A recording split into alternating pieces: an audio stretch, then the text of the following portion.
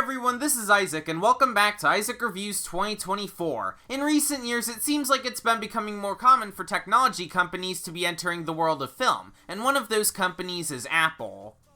In 2019, they launched Apple TV+, and with it, Apple Original Films. But one thing that stood out with them compared to some other streaming platforms like Netflix and Hulu is that they've started giving their movies a shot in theaters.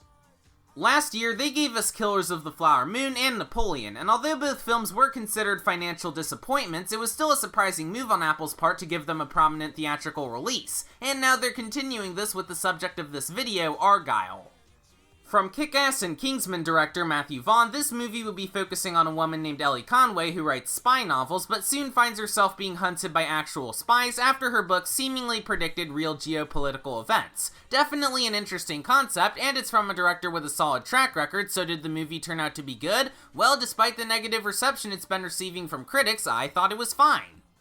Well, for the most part anyway. To start, the writing is a very mixed bag here. I love the concept of an author being reluctantly dragged into a spy mission while also learning about her past, and I do think it does a decent job paying homage to classic spy movie tropes while also not feeling cynical.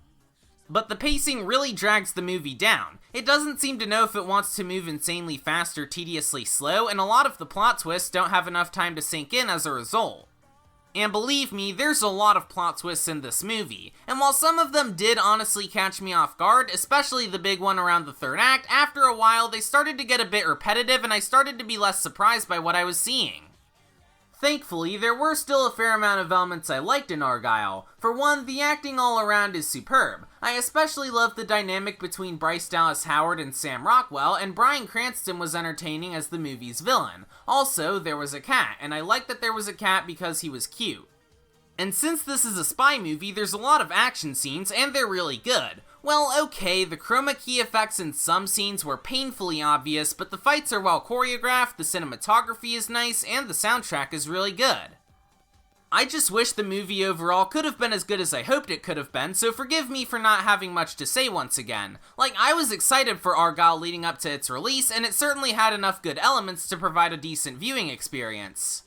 Sadly, while it may have some great performances and action, it suffers from having some awful pacing, amateur-looking effects, and plot twists that get repetitive after a while. For any fans of the spy genre, this is a harmless enough watch, but whether you decide to watch it on the big or small screen, I'd advise keeping your hopes at a reasonable level. The mission certainly wasn't a failure, but it's still something I'd only give a 6 out of 10.